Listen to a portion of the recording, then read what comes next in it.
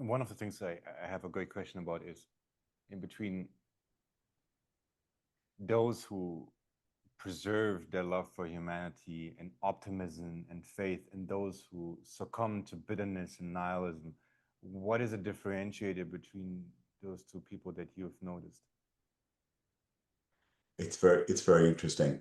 I can't purport to know how my father dealt with this, but he had, a long period of time after the war, 4 years, where he was in Switzerland convalescing, and he had some ups and some setbacks, and until he was healthy enough to travel. And he spent a lot of time reading, probably a lot of time feeling very sorry for himself. Um, Viktor Frankl said somebody who has a purpose can survive anything. And my father was very determined. That the determination to survive, and not just to survive, to rebuild. And I think he struggled with it every single day, and every day made a conscious decision not to allow himself to fall into, depression. He There was a group of people in Melbourne, known as the Buchenwald Boys, who had all been liberated from this concentration camp, and they had a bit of a club. And my father, for a time, was part of that club, and then decided after one particular meeting where I think he got quite drunk, that he didn't want to have anything to do with them anymore. And again, I think it was a conscious decision on his part to say, no, when I'm hanging around with these people, I'm experiencing emotions that I don't want to, and I would rather not do that. So I'm going to stay away from this group, and I'm going to, in my own way, push myself forward. So on one hand, I guess that's a tribute to some internal strength on his part. But then you say, okay, that's a positive. The negative is it was, it became the culture in my family that we don't talk about bad things and we don't talk about emotions. We suppress bad emotions. And so you think about, what did I get from my family? A determination to build, to create, um, to innovate. I think that's something that I got from my father. But the other thing that was that we didn't even know what we didn't know. In our family, we don't talk about anything bad. And again, I've learned a lot in the past few years about this, and developed my own ability to talk about bad things and talk about things that are difficult to talk about. Um, and I'm very fortunate to have done that.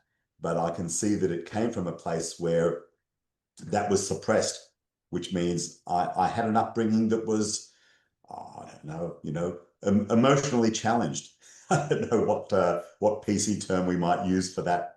I can think of some other terms that are less complimentary. There's so much to unpack from what you just shared. Thanks so much for doing that.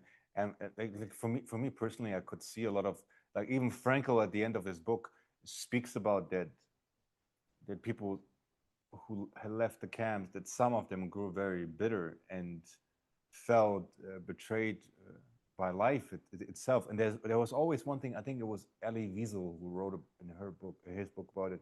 It was where some rabbis put God on trial in one of the concentration camps. Have you heard that story? Yeah, yeah, I've heard stories like that, and there are these sorts of stories throughout Hasidic tradition as well, where something bad happens and the rabbis form a court, and they call God to judgment, and they say, what's going on? This is unfair. It's this whole problem of theodicy and The crazy part for me why. about the story is like it's like they put God on trial and they came to the conclusion that what happened was clearly wrong, but then they went on to pray, and it's like Exactly. it's like one, You one of know, the one of the I think, like, it says so much about the Jewish tradition, faith in general. It's like saying yes to life in spite of everything. It's like one of the things Viktor Frankl also proposed.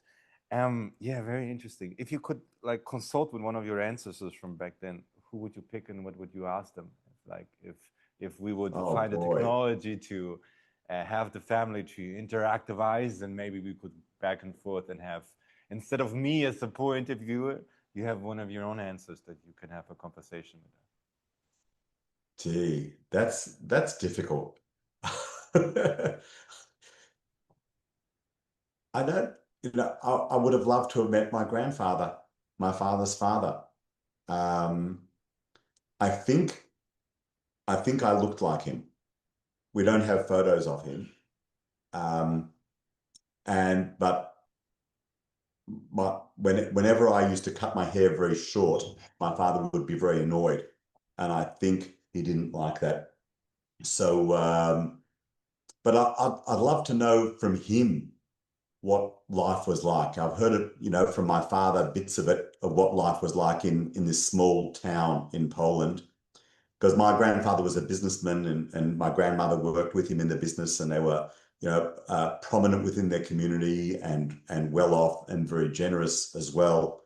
And sort of trying to, again, piece the understand the environment that my father grew up in, and that helps me understand my father in the same way I understand myself through the environment I grew up in, because we are all, a product, a mix of nature and nurture, and the that household that we grew up in very much informs our values. So there isn't any one question that I'd say, I wish I could ask him this. Um, but just to get to know him and to understand from his perspective what life was like, and some of the decisions he had to make, some very difficult decisions to do the best thing by his family in the most terrible of times. You mentioned continuity, and it's a beautiful word. Do you feel that our generation is suffering from a disconnect to their ancestors and the values of old? I'd have to say yes. Um, it's it's very interesting. The Jewish tradition, Jewish values are very much about respect for the previous generation and previous generations. And in Judaism, we have this notion that there is a decline, because in every generation we are further removed from the original revelation in Mount Sinai. And I think the contemporary world views things as the reverse, that in every subsequent generation we get better and we know more, and which is true. There are things that we know better now than we did in previous generations, and and therefore they have less respect for the past because of that. And I think that's, striking that balance. Every new generation does add something new to the knowledge base, the understanding of the previous generation. Every generation is brought up in a different context to the previous ones. Um, I'm politically conservative, and therefore I I feel that you've got to make a strong case to make a radical change to to how things are, to the status quo.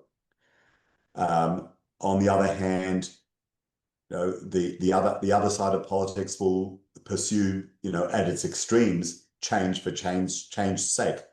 We've got to just pull everything down and rebuild it.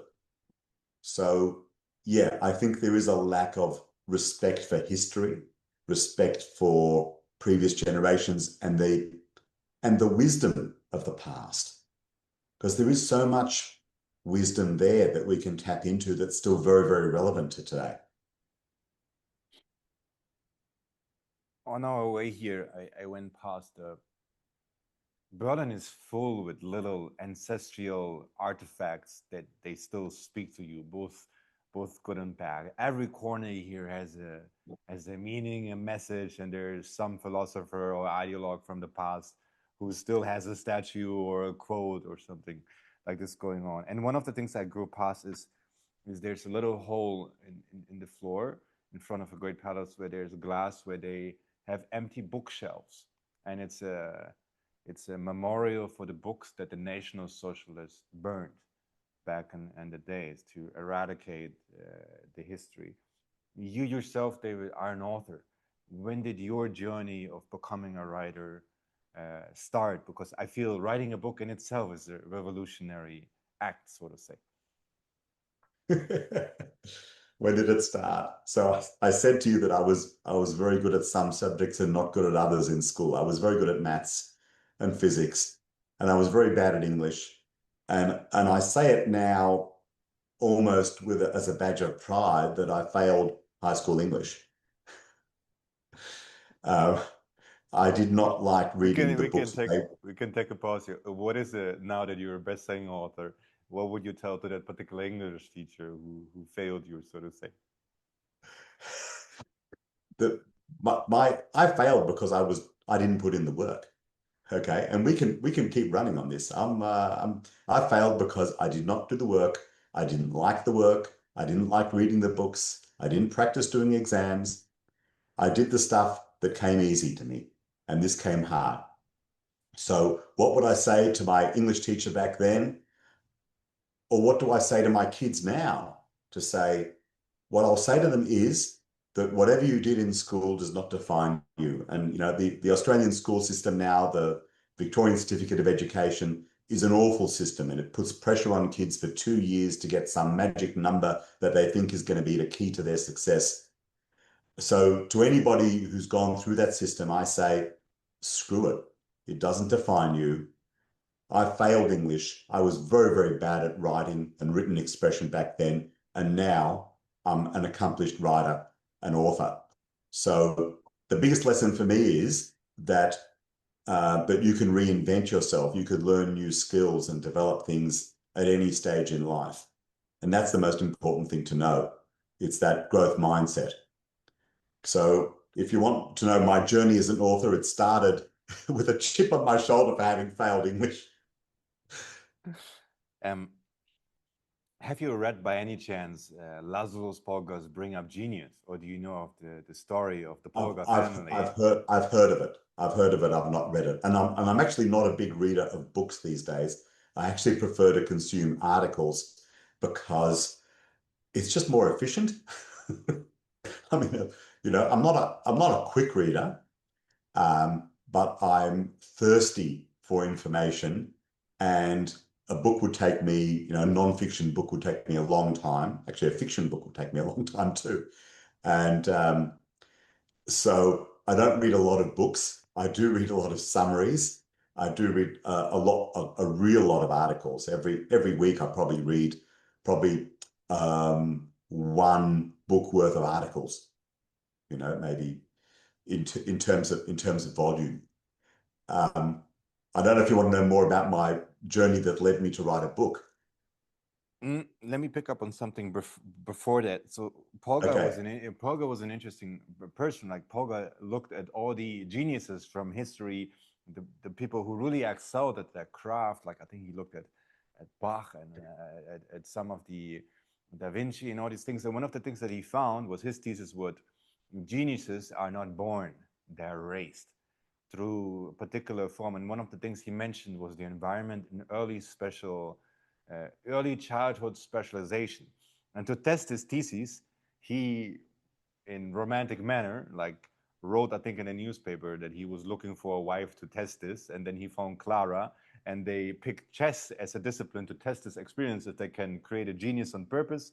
And they had two beautiful daughters, and they kind of redesigned their entire environment, put chess posters and books everywhere, and taught them chess from an early age. And by the time they were 12, they were some of the best chess players in the world. And he fought the education system in great many ways.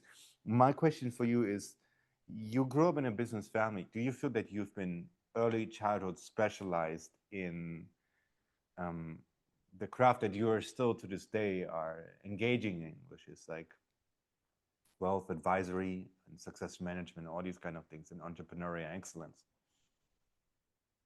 I don't think so. So first of all, that story, it reminds me of the Williams girls, whose father raised them to be tennis champions from a young age and was successful. Um, my parents weren't like that. However, they were very what's the word? Pushy, demanding, um, had high expectations. We grew up with very high expectations from our parents, and um, and they were very critical. Nothing but the best was good enough. You know, the story I've told a zillion times is when I came home one day with 93% on a maths test, and my mother said, "What happened to the other 7 marks?" And not well done, but why aren't you better? So that was the message. The message from my parents are you can achieve anything. You're really good. Achieve better, but keep achieving better. Not whatever you do. So again, it's a mixed message. The message is you are capable of great things, but what you're doing now isn't good enough. You need to be better. Rather than saying whatever you are is good. We love you as you are. The message was, we want you to be better. And I guess that instilled with me a desire to be an overachiever, I guess. I don't know. Um, it's something I've been working on for a number of years, reconciling all of those emotions of but I'm driven to succeed. And but also there are some things where I felt failure was not an option. Um, you know, in entrepreneurship, sometimes they say fail fast. You know, try something, it doesn't work, fail, try again. For me, in my business, I felt failure was not an option because failure would be failure. That would be, no, that's not good enough. That's just defeat. Um, and something that couldn't be countenanced. And in a way, that was something that drove me forward to say, I can't fail. I cannot fail. Therefore, I must succeed, and I will continue until I do succeed.